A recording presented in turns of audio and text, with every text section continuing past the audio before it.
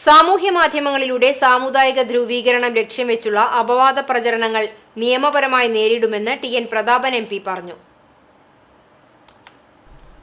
ആസന്നമായ ലോക്സഭാ തെരഞ്ഞെടുപ്പ് മുന്നിൽ കണ്ട് സംഘപരിവാർ തൃശൂരിൽ നുണ ഫാക്ടറി തുറന്നിരിക്കുകയാണ്.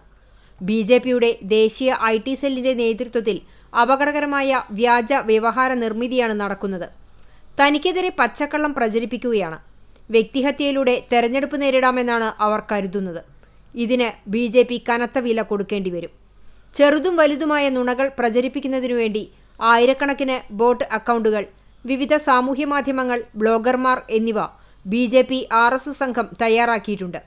ഒരേ അച്ചിലിട്ട് വാർത്തതുപോലുള്ള കമന്റുകളും പോസ്റ്റുകളും സാമൂഹ്യമാധ്യമങ്ങളിൽ നിരന്തരമായി പരത്തുന്നത് സംഘപരിവാരം ആവിഷ്കരിക്കുന്ന വെറുപ്പിന്റെ കമ്പോളം തുറക്കുവാനാണ്. പാർലമെന്റിന് അകത്തും പുറത്തും താൻ സ്വീകരിക്കുന്ന വർഗീയതയ്ക്കെതിരെയുള്ള നിലപാടുകൾ സംഘപരിവാരത്തെ വല്ലാതെ പ്രകോപിപ്പിക്കുന്നുണ്ടെന്ന് മനസ്സിലാകുന്നുണ്ട്. അതാണ് തന്റെ രാഷ്ട്രീയം. അത് തുടരുക തന്നെ ചെയ്യും. ഇതിൽ ഒരു വിട്ടുവീഴ്ചയും ഉണ്ടാകില്ല, പ്രതാപൻ പറഞ്ഞു. തെരഞ്ഞെടുപ്പ് അടുത്തപ്പോൾ സംഘപരിവാരവും അവരുടെ കയ്യിൽ നിന്നും പണം കൈപ്പറ്റിയ ചില ഓൺലൈൻ മാധ്യമങ്ങളും അവർ വിലക്കെടുത്ത ചില ബ്ലോഗുകളും തന്നെ വ്യക്തിപരമായി ലക്ഷ്യമിടുകയാണ് എന്ന് ശ്രദ്ധയിൽപ്പെട്ടിട്ടുണ്ട്. നടക്കാനിരിക്കുന്നത് ചരിത്രത്തിലെ ഏറ്റവും വാശിയേറിയ ലോക്സഭാ തെരഞ്ഞെടുപ്പാണ്.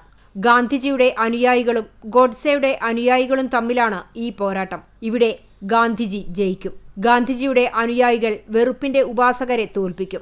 വെറുപ്പിന്റെ കമ്പോളമല്ല, സ്നേഹത്തിന്റെ അനേകം കടകൾ ഞങ്ങൾ ഇവിടെ ഇനിയും തുറക്കുമെന്നും പ്രതാപൻ കൂട്ടിച്ചേർത്തു. CCTV news, Kecheri.